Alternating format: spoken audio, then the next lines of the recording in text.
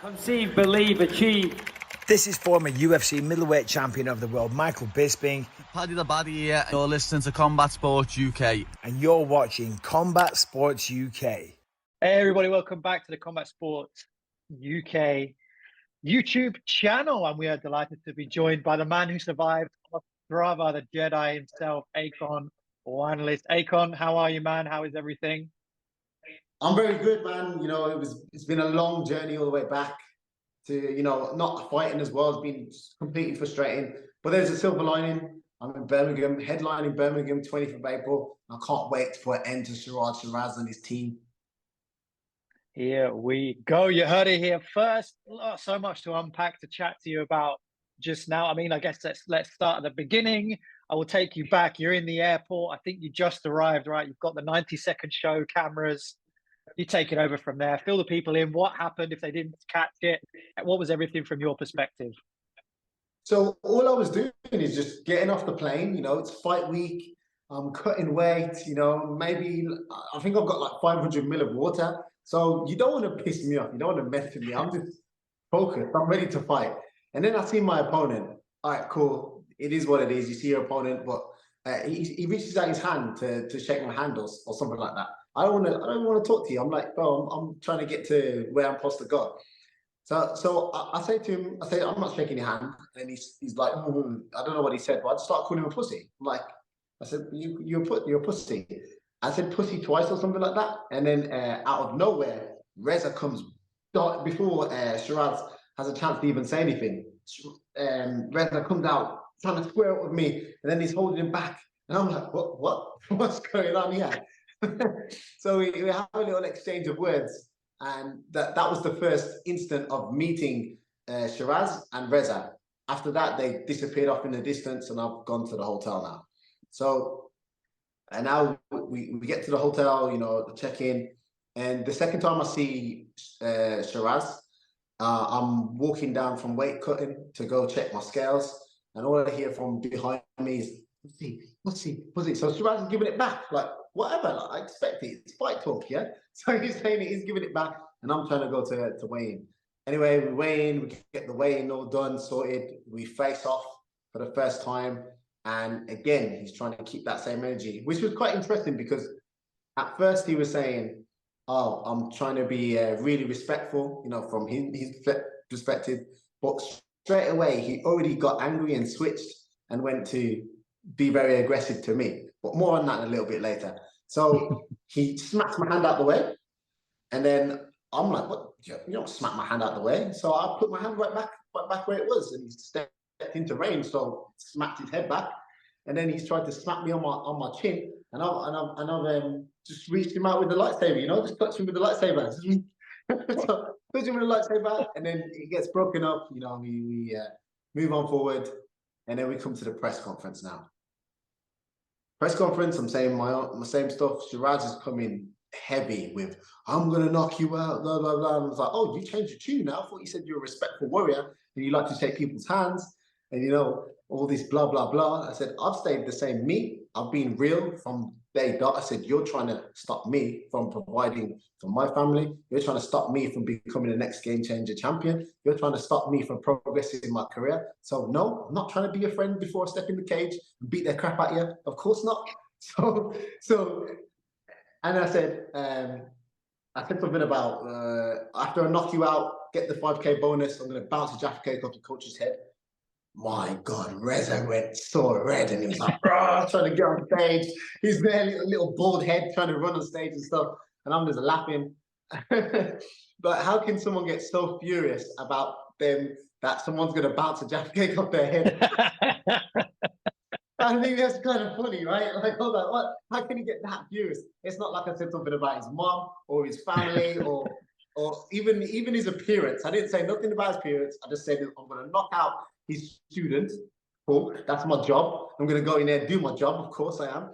And then I said I'm going to win the 5K bonus. All right, cool.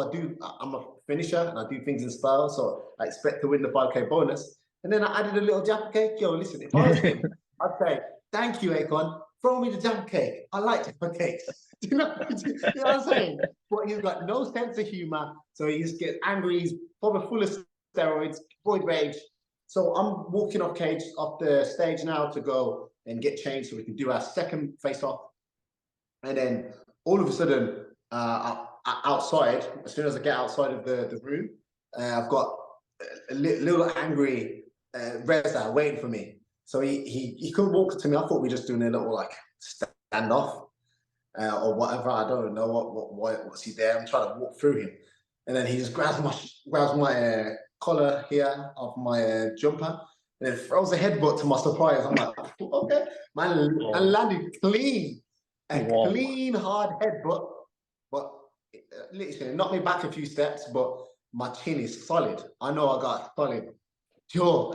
And then so obviously I collar tie him up and I managed to sneak it. Obviously, now it's all said and done, I can explain the whole thing. But collar tied him, licked him with an elbow, and at the same time I licked him with the elbow, you've got this guy in blue shirt from Shiraz in the corner, lamping me in the back of my head. So I'm getting attacked by two guys by one here. And after I threw that elbow, the security's holding me because obviously they must have been trying to neutralize the biggest threat, which is probably myself, right? So I've got 2-3 guys holding on to me, plus two guys attacking me, and I'm getting dashed in the corner. I'm getting lamped in the back of the head. Someone uppercuts me, and someone throws a glass at me or something like that. It was a whole heap of madness. All in this, yeah, it was crazy. And I seen red from that moment.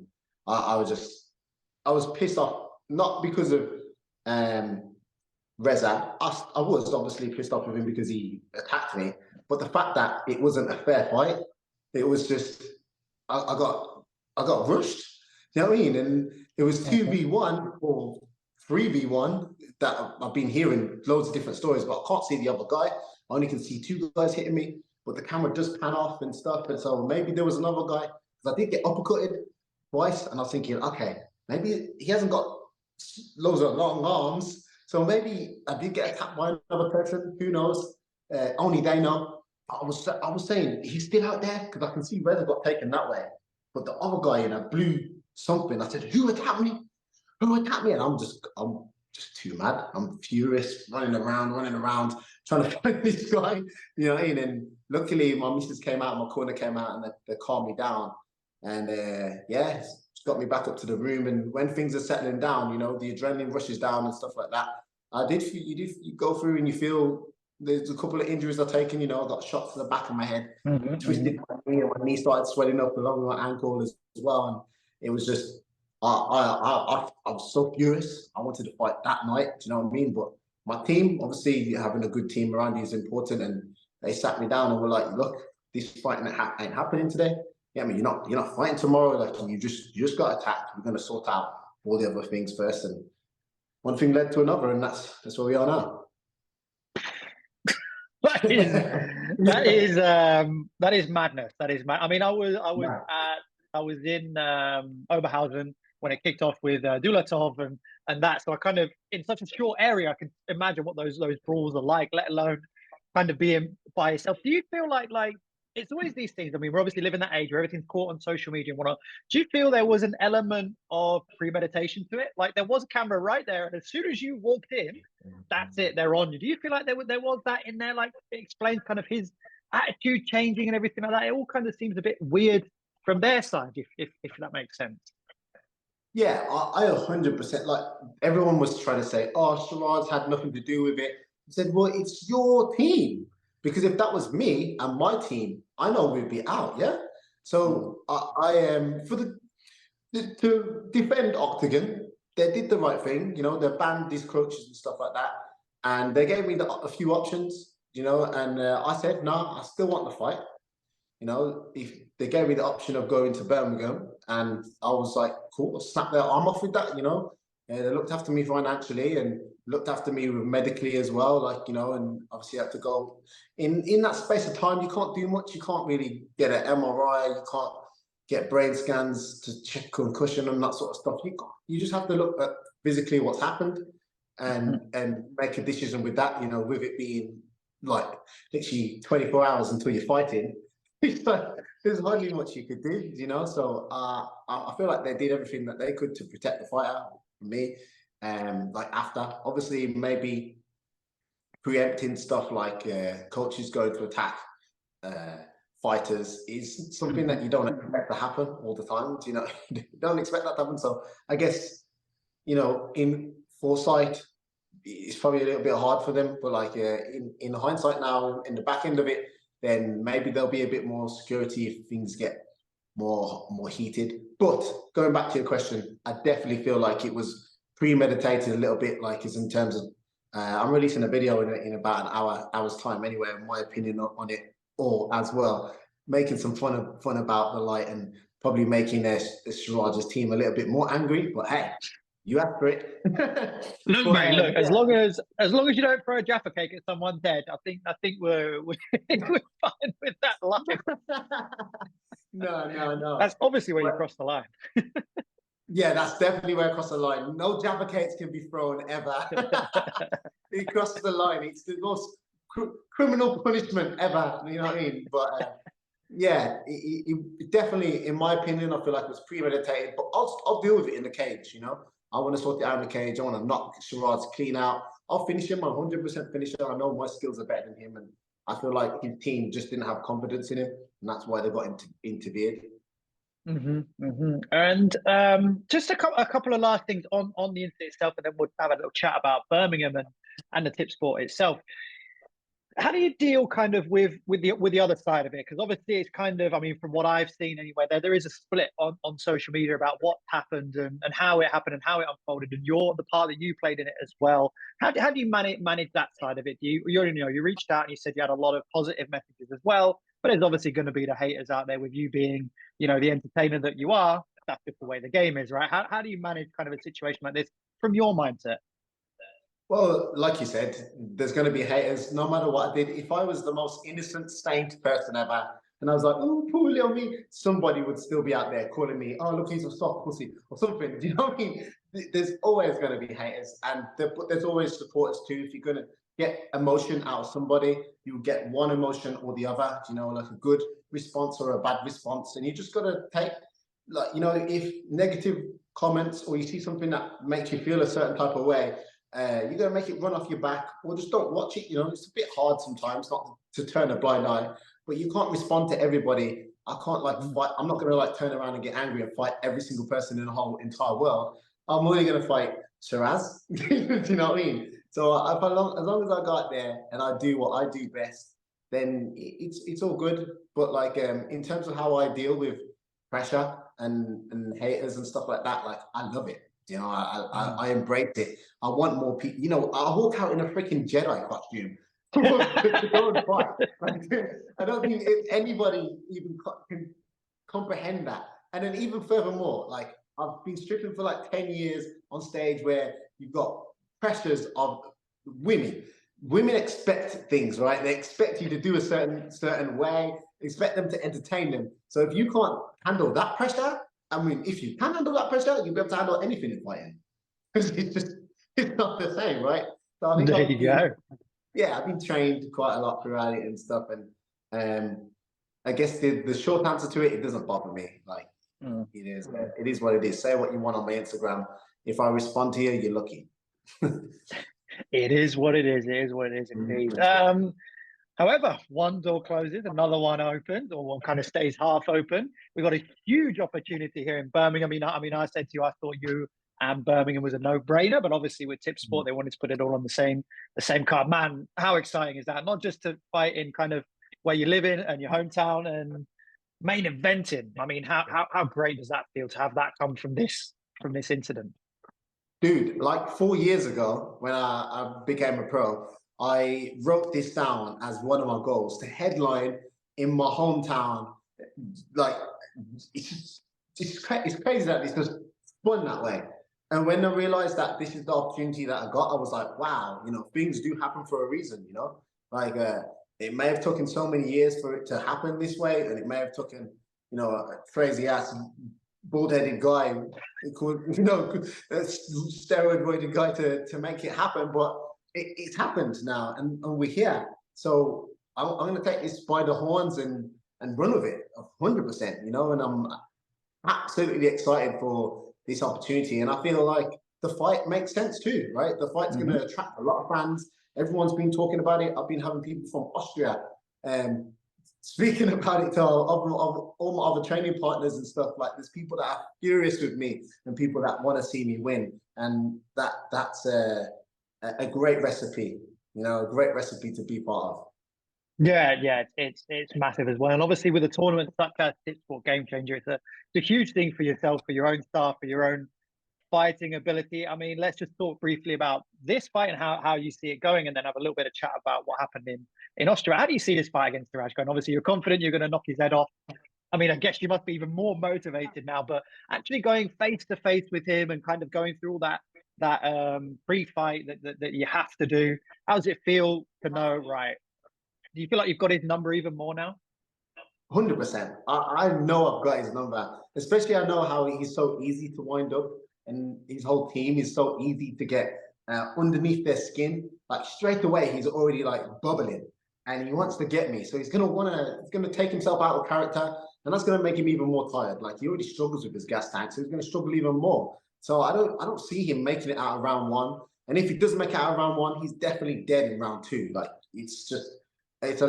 in my eyes, it's a landslide victory, and I feel like all the bookmakers have got it wrong. And anybody that believes in the Jedi is going to make a lot of money that night. So let's go.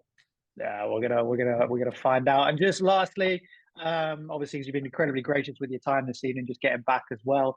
The results in Ostrava. I mean, we've got some. You know, we've still got yourself and Losene Keita to fight in the Tipsport Gamechanger. So still a couple more unknowns to see what happens. But who impressed you on the night? Is there anyone kind of? Obviously, you don't look too far past Siraj, but is there anyone you kind of like a matchup of going into the next round? I would say the only person that really impressed me was Attila. I'd say, you know, Attila did a really good performance against the champ, Paradis, because I thought he was going to get blasted through, to be honest, and that's what I expected. But you know, Paradis really struggled with him, and the lucky loser I would give to him. You know, he definitely maybe deserves another chance. You know, so I'd say I'd be most impressed with him. I liked what Makachev done as well. You know, got a nice knockout against Makwan. But to be honest, I was a bit disappointed with that. I feel like Makwan didn't fix what his problem was with his gas tank. And yeah, he extended himself, but he was just tired. You know, he looked like he put on too much muscle, maybe, or something. I don't know. Just it did look big. I really wanted Makwan to win because he's a good friend of mine, and over the years, and it would have been great to compete against him, you know, but it is what I just wanted to see him do well, you know. And then, but everyone else, really, I felt like, you know, the Lurgursky fight, I've got him next, you know, and he's very sloppy on the feet. And I feel like that'd be very dangerous against me. He's big, he's got some power and stuff like that. But I wasn't impressed. I wasn't impressed with a lot of the fights. I was definitely not impressed by Mafuku and Pedrag.